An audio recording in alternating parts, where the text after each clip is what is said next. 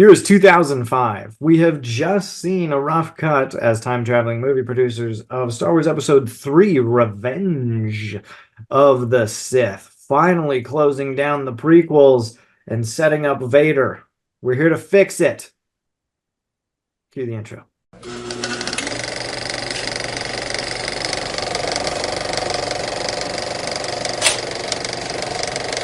Hey, everybody. Welcome to the Mirror Movie Universe podcast. I'm Nate. I'm one half of the hosting team of this shindig of a show. And across the aisle and across the country from me is my older brother, Dan. Say hi, Dan. Hey, everybody. I'm kind of like the General Grievous's lower right arm to your General Grievous's upper left arm. I was going for a really obscure reference. Anyway. That is a fantastic reference. Can you tell me which one of those is green and which one of those is blue? Well, I would be green and you would be blue, obviously. Okay, wonderful. See, he's a real fan, everybody. But 50-50 shot. 50-50 shot. We'll have to. I'm not actually certain. I'm not actually certain anymore. There was probably a time when I could tell as a little kid. But yes, we're talking about Revenge of the Sith today, which is a movie that holds a place dear in both of our hearts. It is the first PG-13 movie that I ever saw. Dan snuck me into a theater when I was 9 years old to see this movie. Not like sneak in, like 9-year-old kids see that kind of stuff, but we had to sneak past our parents. And I saw Revenge of the Sith in theaters, thanks to the other half of the hosting. Look at that. You're welcome. Yeah, man. It was a fantastic childhood experience. I was such a good brother back then. You don't have to add the qualifier at the end, but whatever. So oh God. So in order to talk about what we like about Revenge of the Sith and what we would fix, we're gonna have to talk about what happens in Revenge of the Sith. So lots. We open above Coruscant, which is where the last movie opened, except instead of a ship landing, there's a big old battle going on. There's the clones for the Republic, because they got the clone army in the last movie, versus the droids for the Separatists. And it turns out that the Chancellor Palpatine, has been kidnapped by the bad guys, by Count Dooku, and this new bad guy that we haven't seen before, unless you watch the cartoons, named General Grievous. And they are hanging out aboard their evil flagship with the Chancellor. Obi-Wan and Anakin are en route to rescue the Chancellor in their little Jedi ships. They face some adversaries in space. Some clones died, some ships blew up, and some pilots fried, and it's very cool. And they land inside the bad guy ship, and they reach the Chancellor, and Count Dooku's there, and they fight Count Dooku. Obi-Wan gets knocked out. Anakin has Count Dooku on the ropes, and he's like, "Ah, I got you." And the Chancellor is like, "Kill him." And Anakin's like, that seems like a bad idea. And the Chancellor, in infinitely persuasive manner, says, "Do it." And then Anakin decides that he should, in fact, kill Count Dooku, and he chops his head off. Anakin and Obi-Wan and the Chancellor escape through what I think are actually some pretty cool set pieces. Like the ship turns on its side and they're going down an elevator shaft, and it's like, that's pretty cool. R2-D2 barbecues some battle droids. It's pretty cool. They fight General Grievous, and General Grievous runs and escapes. They land the ship on the ground, and the Chancellor is saved. They're having a party about it. Padme walks up to Anakin, and she's like, "Hey, I'm pregnant." And he's like, "This is great." And she's like, "Are you insane? You're a Jedi. We're going to have a kid, because you can't have attachments if you're a Jedi." That was like a central, plot against the romance in the last movie. Romance in air quotes. But so there's some back and forth between them. Anakin starts having nightmares that she's going to die giving birth, and he's rather freaked out about it, because he is still rather broken up about his mom dying in the last movie and being unable to save her at the hands of Tusken Raiders that he returned the favor to. So Obi-Wan and Anakin are hanging out. Anakin's got ambitions of being a better Jedi. He wants to get onto the Jedi Council and be a Jedi Master, because he's been in training for a while. Obi-Wan is on the council now. He's very old, very wise. Well, he's not very old, but he's very wise and doing his Obi-Wan thing. And they're still fighting this war against the Separatists. Yoda goes to Kashyyyk, which is the home planet of all of the Wookiees, which Chewbacca is one of those, and he's there. And he's helping them out, fighting a battle that lasts about 30 seconds on screen. And Obi-Wan is sent to a planet where he fights General Grievous, who's this robot guy.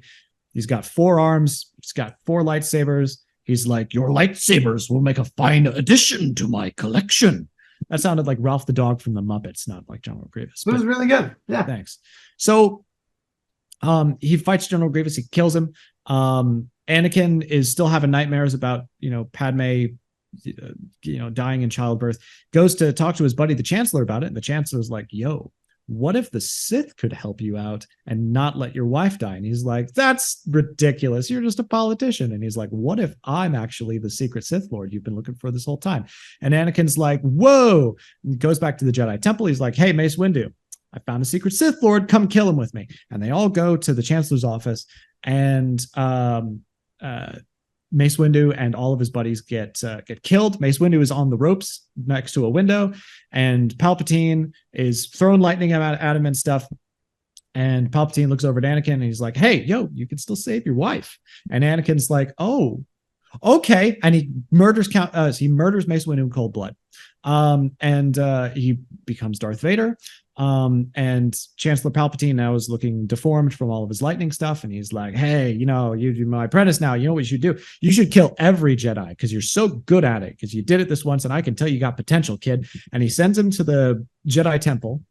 And Anakin, with a bunch of clones, kills all of the Jedi in the Jedi Temple, including a bunch of children. And it's not very cool. There is a subplot where there's all these Jedi fighting battles out there, and there's like this Order 66 that activates a bunch of clones, and they all murder their Jedi, and it's quite sad. And Obi-Wan gets got by one of these clone troopers shooting a big turret at him, and they think he's dead, but he actually survives. Yoda also survives because he senses it or something like that. But all of the other Jedi are wiped out, except for the 47 counterexamples in the books behind me. But the Jedi Order is mostly reduced to nothing. Anakin goes to Mustafar, which is this lava planet, to kill the rest of the Separatists because the war is over now, and Palpatine's trying to tie up all of his loose ends because he's been pulling the strings on both sides, and he doesn't want that evidence hanging around. So he's like, Anakin, you're great at this mass murder thing. You should do it again. And Anakin's like, okay, as long as it'll save my wife, who will definitely love me after I do these mass murder things. So he goes to Mustafar. Padme goes to Mustafar, and Obi-Wan stows away. So Anakin does another mass murder. Padme shows up and she's like, hey, maybe this isn't okay. And he's like, but I love you. And she's like, but no. And Obi-Wan shows up. Anakin freaks out, chokes Padme quite severely because he's evil now. And Obi-Wan and Anakin fight a whole bunch. And then Yoda shows up on Coruscant, fights the Emperor a whole bunch. This goes on for long enough to be the longest recorded sword fight in cinema history. I think it's like 25 minutes. And it's, dare I say it, very cool. But yeah, they're fighting. There's a bunch of lava. It ends with Yoda being defeated by the Emperor, because only the chosen one by the prophecy can kill the Emperor. And Yoda is not. He gets rescued by a senator named Bail Organa, who's played by Jimmy Smits. Great. And Anakin and Obi-Wan are doing their fighting thing.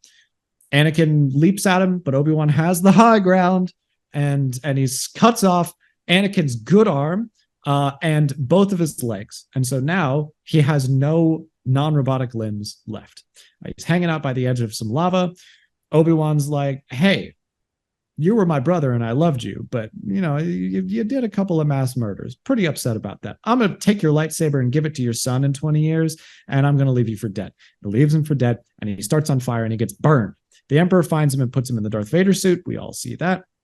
Padme, still alive, is carrying twins, as it turns out, and she announces that their names are Leia and Luke before she dies. Not from Anakin choking her in actual canon, not from childbirth, but because Anakin died in this process, or was going to die in this process, the Emperor actually siphoned her life force to keep him alive or something. I don't know. I read the novelization, but the point is that she dies.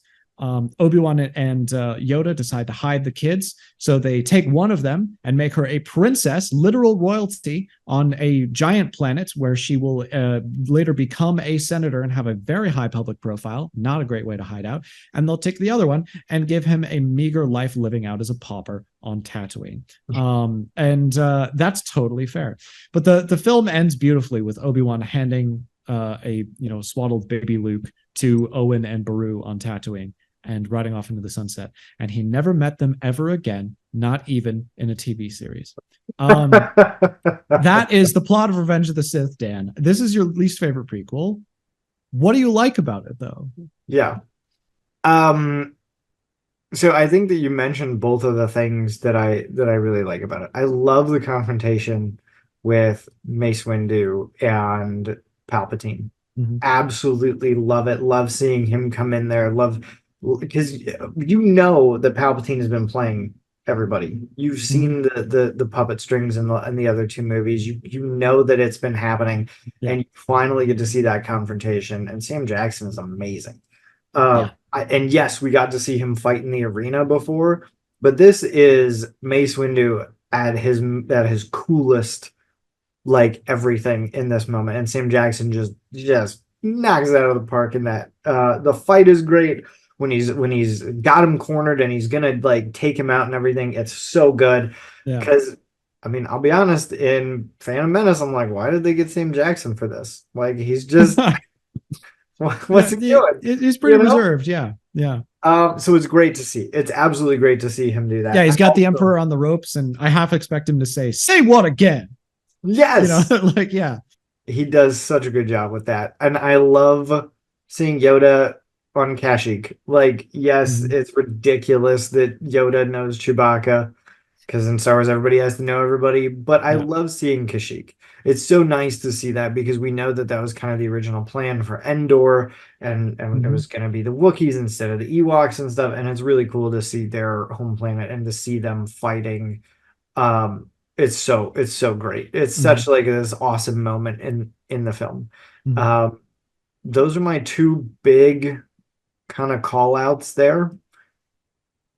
Yeah. What about you, Nate? What do you like about this film? I feel like I didn't talk that much, but I've got a handful. Okay. But like I like Kashyyyk too. The whole like the thing where all of the Wookiees like start yelling at the same time is very reminiscent of a scene in Lawrence of Arabia, which is probably my second favorite movie of all time. Love Lawrence of Arabia. But where all of these tribesmen who are fighting with Lawrence like all start screaming at the same time, and then they attack the Turks, and it's like this whole thing. And George Lucas, he borrows from other movies, so it's pretty obviously inspired. The end of the Jedi in Order 66 is really emotional. So I remember sitting in the theater with you at theater in city where we grew up, and like trying not to cry in front of my big brother. Aww. Who's cool and 17, and I'm just like a 9-year-old, and I'm like, oh, all these Jedi are dying, and I was freaking out because like it's really emotional. Like it's the end of like this. It's the end of this symbolic thing. That meant a lot to me as a kid. I really like the character of Bail Organa. I wish that some of that was expanded. We'll get to that in a minute, but he is the only political part in the prequel trilogy that I find intriguing. A lot of the politics is very dry and all of this kind of stuff. But here's a senator who tries to stop the coup and stop the violence, but he can't. Like, he shows up at the Jedi Temple and he gets warded off, and there's this Jedi kid who gets killed in front of him, who's played by George Lucas's son, by the way. And he tries to stop it, but he can't. And because if you're a Star Wars fan, that he's Leia's adopted father, and that he is still like a higher up official when he dies on Alderaan in Episode 4. So that he's going to spend the next 2 decades playing nice with these people. Yeah. Even though he tried to stop this coup. And because, he has to, because he is protecting a child who might be the chosen one, Luke and Leia are both, collectively. And then there's a little bit, it's like a bit of insert dialogue at the end where Yoda is talking about talking to Qui-Gon from beyond death. And this is the first Jedi to survive death and become a ghost, which like they all do by Return of the Jedi. Yeah, everybody can do it. But I love that it's Qui-Gon who figures it out, because it's not the most traditionally powerful Jedi. It's not Mace Windu. It's not, even if Yoda died before Qui-Gon told him how to do it, he couldn't have figured it out. It was Qui-Gon, the guy who broke from tradition and wanted to be a little bit more gray in his dealings with spirituality. It's that guy who figures out how to survive death and live eternally. And I thought that was really cool. I thought that was rather poignant, Mr. Lucas. But Dan, this is it's not your favorite prequel. It might be my favorite prequel. But Yeah. Well, real quick, one more. Like, I don't like it that all of the Padawans are murdered, but I think that scene is really well shot. It's not gratuitous, it's not over the top, but you know exactly what is happening when Anakin walks into the room, ignites his lightsaber, and the kid jumps. Yeah. That is incredibly emotionally powerful. Yeah. Very well done. It conveys everything without showing it. Yep. Hats off. Like, hats off very indeed. well done. Yes. And I'll tell you, I know that you don't watch the new Star Wars shows, but there is in fact a flashback to that. and they shot more, and it's not as it's when not Grogu as subtle. gets away in the Mandalorian season 3, I like the Mandalorian. Oh, you've seen it? I like Mandalorian. Yeah. Okay, fine. Watch Andor. We'll get to that, but watch Andor. But yeah. I agree with you, and that's something that hit me when I saw it, because that kid was just a little bit younger than I was when I saw it. Yeah, that's probably why this movie was the first Star Wars movie to be rated PG-13. Yeah, but it's all implied there, and it's done very, very well. Yeah, I also think this is off the beaten path a little bit, but I think it's a little bit funny that Padme is like, "You killed children." He's like, "Yes, I did that 3 years ago before we got married. Don't you remember?" Yeah. Like, well, if you take my fix from episode 2, then she wouldn't remember, would she? Anyway. I don't like it. All right, continue. Your fix for Revenge of the Sith. It better be better than the second one. My fix for this movie. I think that Anakin's motivation for becoming Vader is a little bit muddled, and I know that there are, like you talked about it, right? There's this whole thing where it's to save Padme, but gosh, it doesn't seem like it. And they're at the opera, right? And Sidious is like, "What if I told you you could cheat death?" Have you ever heard the tragedy of Darth Plagueis the Wise? Which is a name that, gosh, I wish they would have done something with in the new movies, but they don't. Anyway, you haven't even seen the new movies, Dan. No, I haven't. I don't. Anyway. All right. Anyway, what this movie is missing, if you ask me, is a "join me" speech. We see it in Empire Strikes Back when Vader says it to Luke, "Join me and we will rule the galaxy as father and son." Yeah. You see it in Return of the Jedi when Palpatine gives it to Luke, "Join me and together we will rule the galaxy." You know, you see it in Attack of the Clones when Count Dooku says it to Obi-Wan when he's captured, "Join me and together we can stop the tyranny of the blah, blah, blah." Yeah. And the one time when the guy actually joins, there's no "join me" speech. Well, obviously the "join me" speeches don't work. And so apparently, but then why do they keep trying them? Like, I'll tell you, I think that there's something akin to that when Anakin realizes that it's not in the opera, it's like in his office before the Count Dooku fight.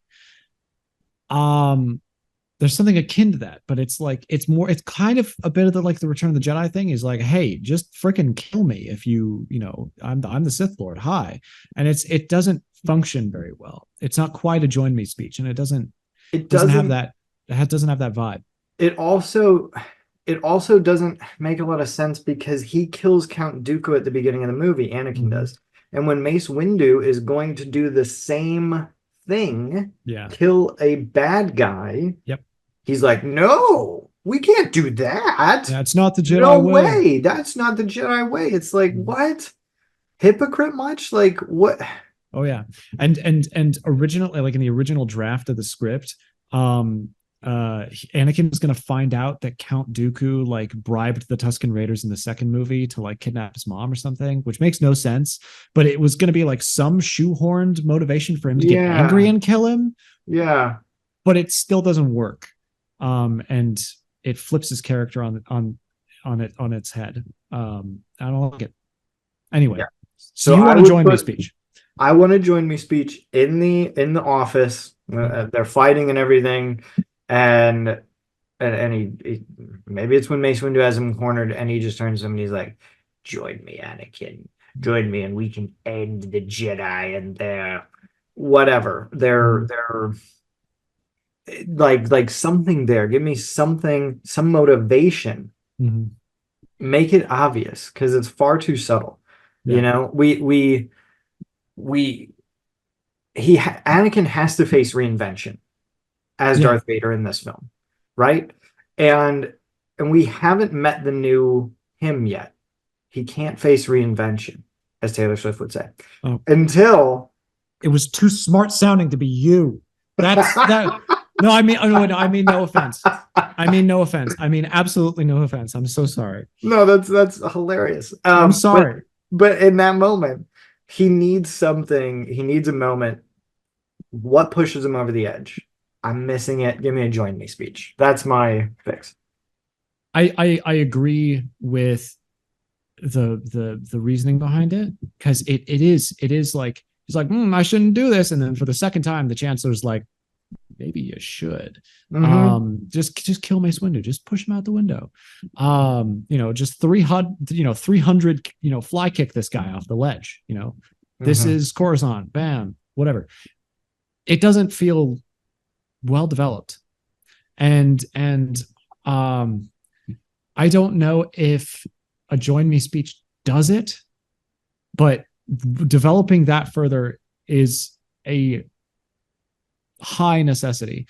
In the original version of what was shot there, I know way too much about this, but Anakin, doesn't show up at the end. He's like watching it the whole time, and he's kind of conflicted over whether or not to ignite his lightsaber and join in until Mace Windu's got him on the ropes. If you do that, then maybe a join me speech, it kind of brings all of this to a head and develops it in. I could buy it. If you have him there a little earlier, plus the join me speech. That's cool. That's all right with me. Okay. Yeah. I'll take it. I mean, if you want to give me more leading up to it, I'll take it, because I do think that his motivation is very wishy-washy up until that point, and I need some more clarification. So yeah. All right. What is your fix for your favorite prequel, good sir? All right. So my favorite prequel might be Phantom Menace. It's between that and this one. It's never been Attack of the Clones, but except when I was a little kid. But the reason that I have trouble saying that it's this one is that, again, Padme doesn't have stuff to do in this movie other than be at risk of death for Anakin. Yeah. And she doesn't shoot anybody. Just an absolute crime to not have Natalie Portman not shoot someone. Have you seen V for Vendetta? Have you seen Annihilation? Have you? It doesn't matter. But actually, she doesn't shoot anyone in V for Vendetta. She's still great at it. The whole point is that she doesn't do much in this movie. Yeah. As it was released in the deleted scenes, because of course I've seen all the deleted scenes.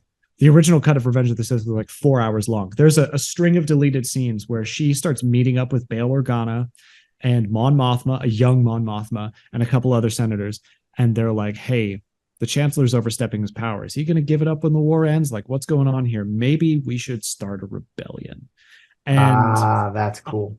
In the original cut of Revenge of the Sith, Padme is one of the people who starts the rebellion, which totally plays into Leia, her daughter, like being a leader of the rebellion 20 years later. It plays great with that. There's a lot of little Easter eggs in that too. The gal who plays Mon Mothma in those deleted scenes also plays Mon Mothma in Rogue One and Andor. They brought the same actress back, which is great continuity. But I want to see Padme not just not do something, but if she starts the rebellion, she starts, before he dies, she starts the machine that sweeps up both of her children and causes the redemption of the man that she loves 30 years later. But it is beautiful. That's poetic. Yeah, it is poetic. And you could probably find a Taylor Swift lyric that would fit that. I'm good. But the whole point of having those scenes in is not just that she's like has something to do, even though like she needs something to do in this movie. it's that poeticism, and Yeah. then really it's kind of her in a way that redeems Vader, Yeah. and from beyond the grave, and that's something that I think should have been in the movie. And yeah, I don't care that it would kill the pacing. I think it belongs in there. Those scenes back in, there's like 3 of them.